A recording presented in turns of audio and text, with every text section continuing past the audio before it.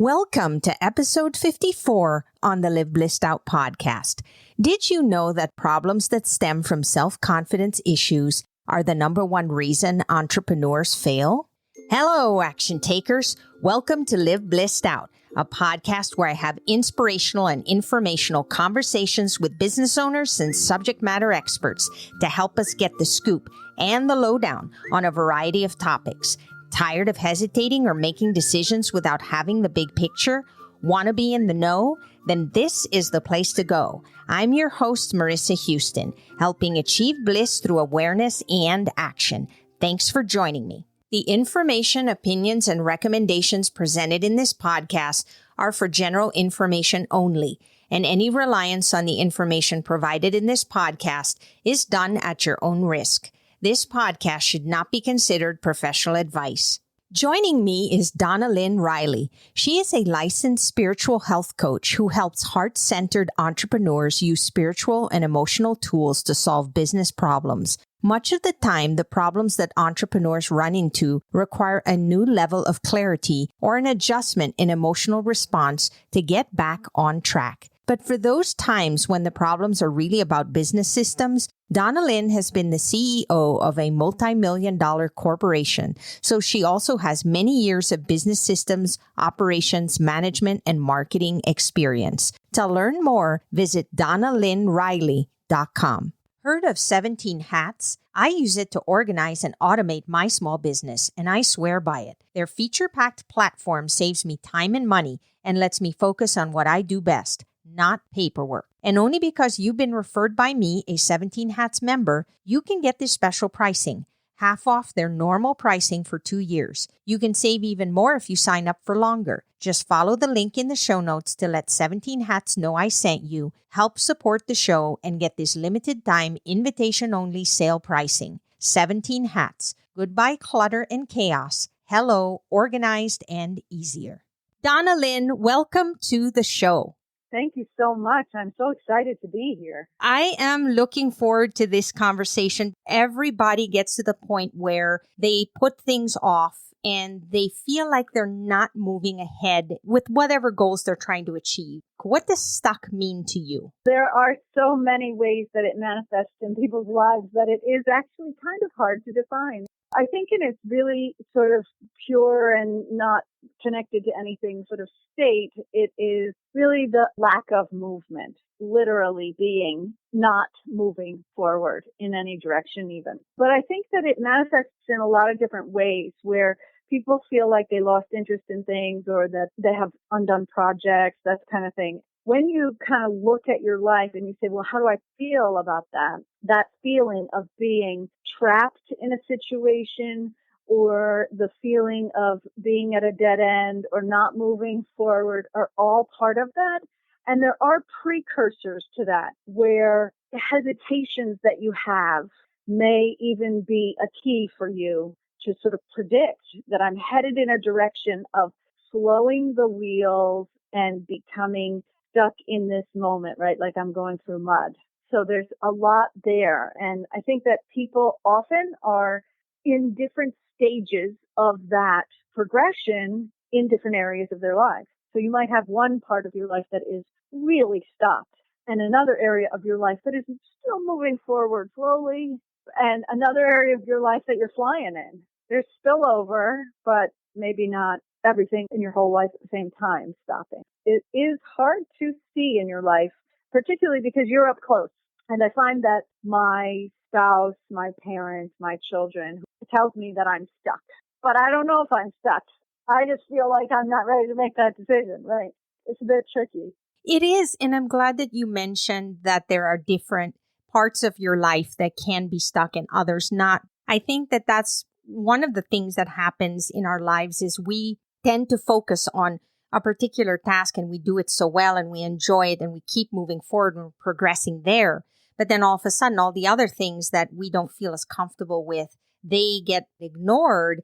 And then we have to start weighing the importance because it doesn't necessarily mean that because we're doing this one thing that that's the priority. We just happen to be doing it maybe because we're more comfortable and it's something that we've gotten into the groove of doing, yet this other thing that we've set aside might be a higher priority, but we keep pushing it aside for whatever reason. And then we realize later that I wish that I had put more focus on that because that seems to be more impactful for me, or it's something that I value more, don't you think? Yeah, I do. So one of the ways that we kind of hide our own stuckness from ourselves is exactly the way that you are describing, where we busy ourselves with the parts of life that are actually unimportant to the moving forward. They're not facilitating that moving forward in a meaningful way, but they are keeping you busy and they make you look busy to the people around you. And so you're not getting the results you want, and you're not getting the results that you are supposed to be getting for your goals, but you are still working really hard. So nobody can complain. Your kids can't come to you and say, there's a problem here. Your parent can't come to you. People in your life can't come to you and say, we got a problem because you're laying in bed all day. If you were laying in bed all day, it would be much easier to get to it, to say, okay, there's a real problem here we got to deal with. But I think the trickier time is when you're not laying in bed all day, you're working super hard, and you're not getting anything. And it's funny you say that. I like to sew, and I know that in the sewing and quilting community, we have this acronym that we call UFOs, or unfinished objects. And it's really something that happens quite often with sewers and quilters, where they buy all the materials. They're so excited to work on the project, or maybe they do a piece of the project, but they never get it finished. And in fact, there are shows dedicated to helping people get those unfinished plans done, because everybody has them. They have these little bins and they're going, yeah, I meant to do that 2 years ago and it's been growing cobwebs and nothing's happening. And yet they have the desire to do it, but for some reason, the motivation isn't there. They just keep looking at it, but they never actually take action. What are some of the things that are causing us then to be stuck? Even though we have the desire, maybe somehow we just can't get going. So I find that one of the common elements in working with people when they are stuck is a profound lack of awareness of themselves. So this can manifest in a couple of different ways. I could be completely unaware that there's a problem. That person typically is more like the person I was talking about earlier, where they're blissfully going around working at everything, but their closet is filling up with those unfinished objects you just talked about. Or they are unaware on a level where they know that there is a problem. Oh yeah, I know my closet's full, but they feel that they're going to either use it against themselves and say, I am not enough, right? I am not okay. I am so bad at this. I never do the thing I'm supposed to do. And they beat themselves up with it. Or they say, yeah, well, it's okay because it will wait for me. In a broader context, these are places where I classify them as being unaware of yourself, in that your skewed viewpoint on yourself that says, I'm so terrible because I have a closet full of unfinished sewing projects is skewed. You're not terrible. You have a closet full of unfinished things. It's not a comment on the quality of your being. It just is. It just exists. So there's a lack of perspective that happens that really sort of flies in the face of true awareness of self. Based on what you're saying, the thing that comes to mind for me is also that they're not aware of how they are sacrificing their personal happiness. Let's say you want to finish a quilt, but now you got to worry about homeschooling your kid, or you have to cook dinner, or you got to do all these other responsibilities in your life, or you got to run your business. Those always take priority, even though what fills your heart and what makes you the happiest is finishing that quilt. You put it aside and you forget about it. Like, you don't even want to be reminded because you're frustrated that it's something you want to do, you have the desire to do, but it doesn't take precedence over the other activities that require your attention. Don't you feel that sometimes people tend to just set those things aside for that reason, and then they regret it because there has to be a balance? I mean, I know we have all these responsibilities, but we also have to give our souls some happiness by doing the things that we truly enjoy and we want to fulfill in our lives, don't you think? I do. I think that there is a fine line between doing that which you should be doing and doing that which you should be doing, right? Yeah. Meaning that when we're growing up and we're creating families and we're getting bigger jobs and all of these things, what happens is the focus on self that you have as a child becomes less and less clear because you have to do for others in a different way than you ever did before. People get very caught up in that have to, and they forget that they exist even. That awareness gets pushed down. And so I do think that that is sometimes what's happening there. But I also think that your unfinished objects that you talked about a minute ago, we define as tolerances. And so a tolerance really is something that you intend to finish. Whether you enjoy it or not is not in the equation, but something that was supposed to be finished, you wanted to finish it, you were going to finish it, you had intention, but you stopped in the middle somehow. And a lot of the time, those tolerances, they can go a variety of directions. You can let them sit in the garage for so long that you throw them out. That is a real trick. You still have to go and do that. It's not like they're going to disappear on their own, which is kind of how we behave. We behave like, oh, well, yeah, my garage is dirty. Well, Yeah, maybe if I ignore it enough, miraculously, things will just take care of itself. that's right. And sometimes, like you said, they are things that we wish we were doing. That bicycle that's hanging in the rafters in the garage that I used to love to ride that I didn't get down this year to clean up and get out on the road when the snow melted. Those are ways in which we can be giving up pieces of ourselves. But I think it really does start with being aware of yourself in that sort of really micro way, right? Really finding a practice of tuning in to yourself, and that really is the place to start with it. The other thing that I often see is there is a underlying frustration that causes procrastination. And that is because I find, again, this is what I've observed, the individual is not comfortable. Maybe they're not confident about themselves or they're not comfortable with the process. So let's say they went to IKEA and bought one of those little tables that you have to put together. That may end up sitting in a closet for years just because they're afraid to open up the box and literally build it following the instructions because they don't believe that either the instructions are clear enough or that they're capable of doing it. Or maybe they planned on somebody else in the family doing it and then that person decided they were not interested. So then it just gets pushed aside. How do we overcome that frustration or that fear or not having faith in yourself to achieve something? Because even though we may not be experts at something, I believe that most of the time we can teach ourselves things, especially if you do them gradually. A lot of times when we talk about awareness, we kind of bundle it up with a few other steps. And so if we unbundle those steps that we kind of push all into that one word, awareness, then it takes on a different process. The first part of that process is to literally become aware without judgment, with no judgment, to become an observer of your body, of your life, to just be in that observation stage with no judgment. The next part of that process is to assess, right? This is a period where we can say, okay, I have observed. My observation is there's tension in my shoulders when I talk about the thing in the closet that I didn't build. And so now we're going to assess, what does that mean? Oh, it means that I'm uncomfortable with this process. Now we're going to get to unbundling it one step at a time. So now you've got awareness, you've got assessment, and hopefully accurate assessment, because I will say that's a place where the whole thing can fall apart. And then you can move into the adaptation or to the action phase where you say, I'm not willing to do the project, but I am willing to open the closet. And that is the first part of the adaptation. And then you go back to the beginning. How do I feel looking at the closet?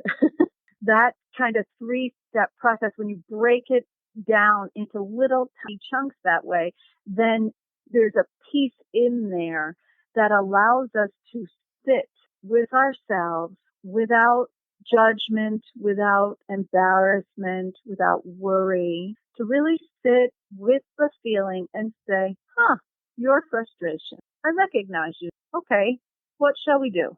a really different thing than feeling the frustration and being in the frustration and saying, yes, I'm aware that I'm frustrated, but you're still in it. So you can't get out of it. There's got to be a little bit of separation in there to afford that observation, that awareness. And I'm glad you defined that. Like you said, we bundle it up. We all have a definition of what we think awareness is. There's a deeper meaning to it. There's a progression that has to happen within the awareness piece. And that's really important to understand. We don't just jump to, I'm aware. Okay, that's good. It's done. We have to then determine, what am I feeling and what are the steps that I need to take and how is that going to help me? How do we address procrastination? What I often find when we're dealing with procrastination is when somebody actually addresses something that they procrastinated on for a really long time. The thing they always say is, why did I wait so long? I should have done this years ago. I can't believe I put this off because now I feel like a weight is lifted and I feel so elevated and happy and I don't know why.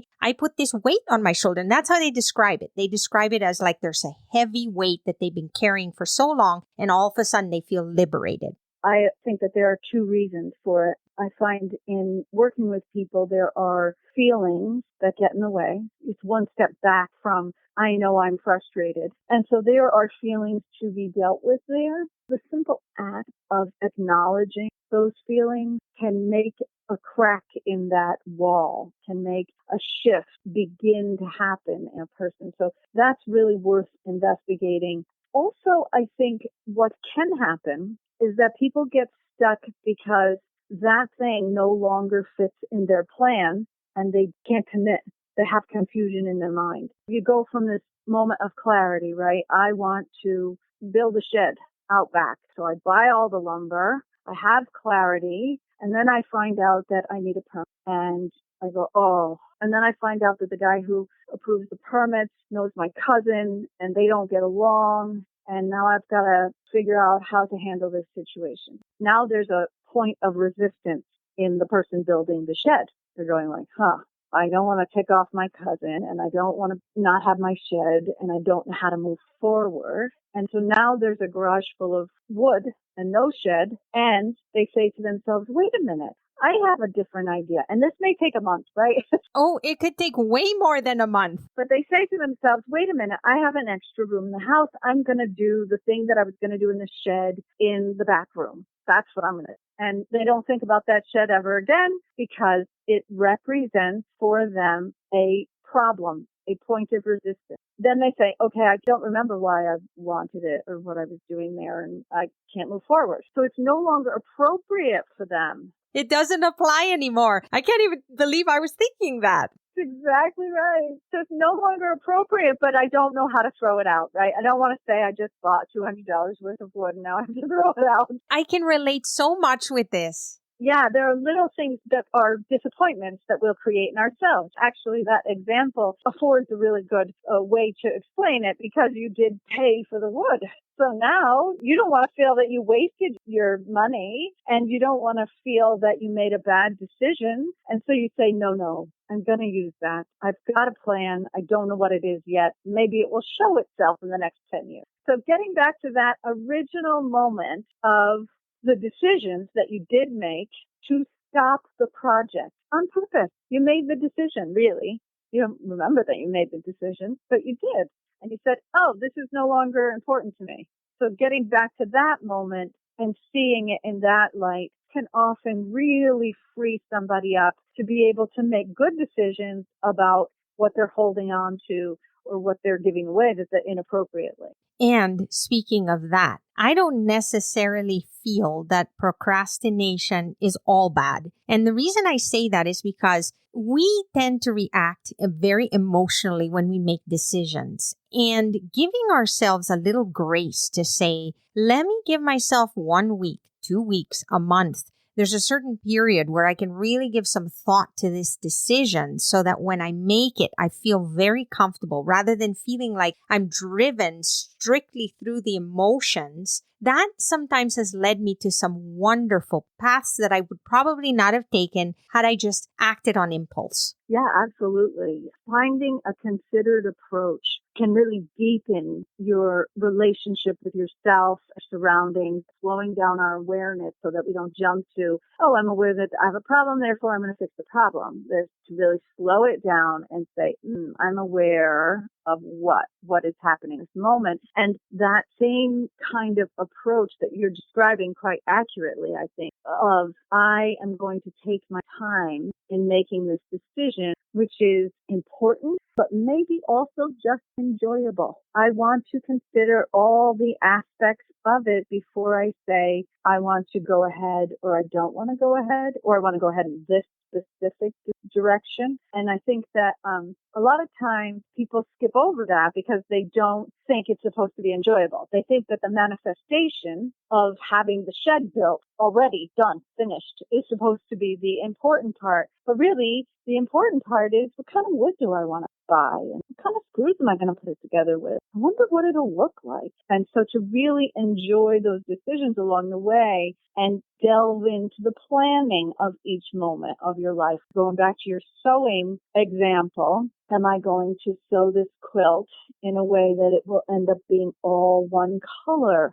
even though it's got different fabrics in it? So getting to really enjoy those moments, it requires us to slow down a little and to reevaluate, to really say, I am willing to value the moments of my life as opposed to simply the acquisitions of my life. Yes, and two things came to mind as you were saying that. One is, don't be afraid to switch gears, meaning if we were going to go back to that quilt, let's say you envisioned you were going to do it in one color, but then you sat on it for a little bit and then you happen to be looking on the internet or the magazine and you see the possibilities of that quilt being multicolor or a different kind of layout than you ever considered before. All of a sudden, that was a better version than you could have ever imagined. And had you gone head first into it right away, you would probably regret it. So sometimes just taking a step back and giving yourself some space to switch gears a little bit is not necessarily a bad thing. And the other thing that I was thinking of as you were saying that was like, you know as well as I do, when you go to a store and you're about to pay for something, the little aisle there that has all the different candies and magazines and different things, they're there for a reason because they know that human beings are very susceptible to emotion. They're likely hungry when they go buy food. So what happens is they're lining up and waiting and they're hungry. So they're going to grab that little candy bar. And then at the end, because they're acting on impulse, they get angry with themselves and they go, I shouldn't have done that. It was just a bar of sugar that I ate and that wasn't good for me. Now it ruined my lunch, but I did it on impulse. And so oftentimes we have to then balance things, don't you think, Donnalynn? Just to say, give yourself some time to really think things through and don't just react on impulse. Think. You need to kind of balance that with your mind and understand exactly what the consequences are of each decision that you make. I agree. I find that often when people are behaving habitually in this way, where they are acting on impulse, often there is something that they wish to forward with in their lives that they feel they cannot. There is something in their mind that is standing in the way of them and their ability to move forward on that project. And that can be they're afraid of a judgment that someone will have in their life, or they're afraid that it will cost too much money, or it can be many, many different things that are standing in the way. But what happens is when you cannot, from inside yourself, by yourself, figure out how to get past that wall that you know is in front of you, unless you reach out for help in some direction, whether you have a mentor or you have a friend that you talk to or a therapist, whatever you choose to do in that moment, if you say, okay, there's a wall there, then it starts to kind of seep into other parts of your life. And so the behavior becomes out of balance.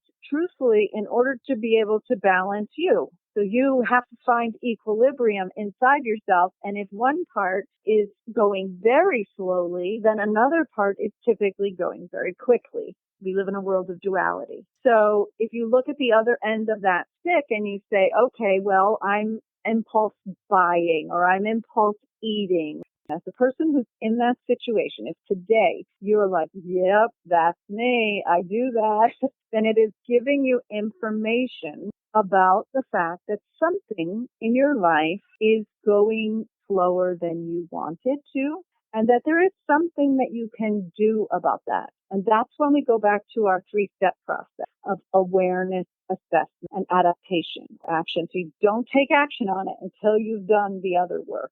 For me, one of the things that has always helped is I take a piece of paper, and if it's an important decision or something that really matters to me, I write it down. But even if it's not important, I even prioritize. Like I'll do A's, B's, and C's, what's critical and what can wait a little, and the things I'd like to do, but not necessarily that important, they can wait. And then once I put that all down on paper and I start to attack the areas that I think are really, really important that need to get done right away, I start listing pros and cons. I just put in, all right, so what happens if I don't do this? And what happens if I do? And how can I approach this? Because there's more than one way to approach things, always. And it's not necessarily right or wrong. It's a matter of what is going to be fit for you. There's so many combinations that can happen when you're making a decision. But putting it down for me and seeing it in front of me helps me then connect the dots. And then it helps me visualize, okay, well, given the fact that this might happen if I go this direction, I'm not happy with that. That's not going to work for me.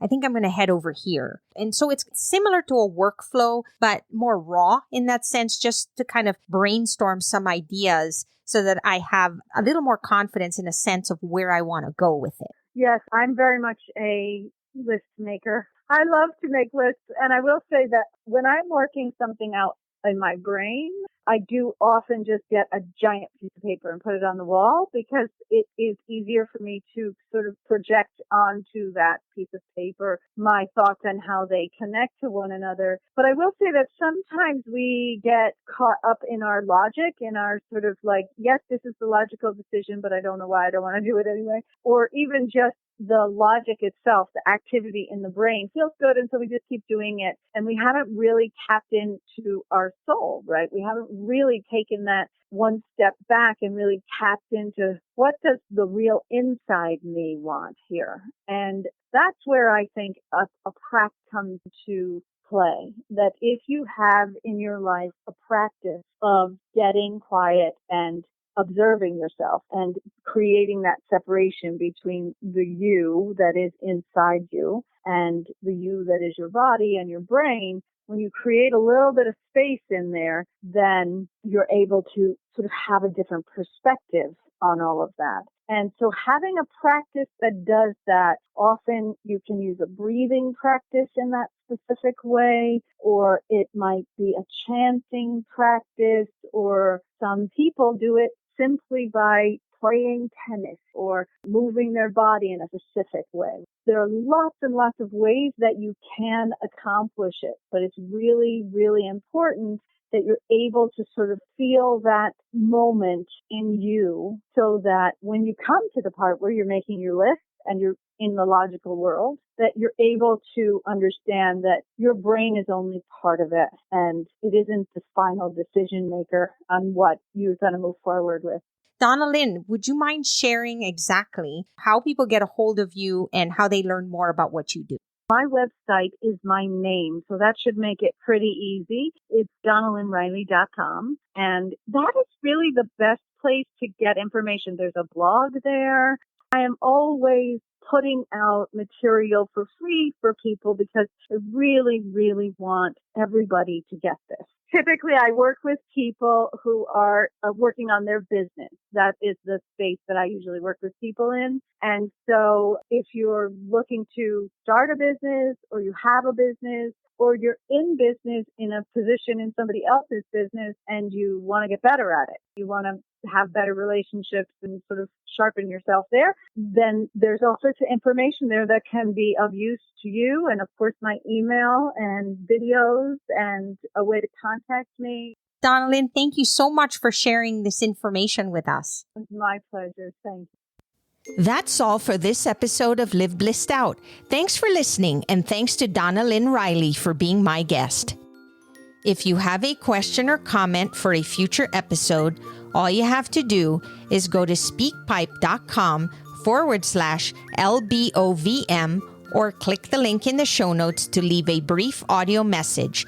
If you find value in our show, please visit liveblissed.com to reach out, subscribe, and share on social media. This show is made possible through listeners like you. Thank you. So long for now, and remember to keep moving forward.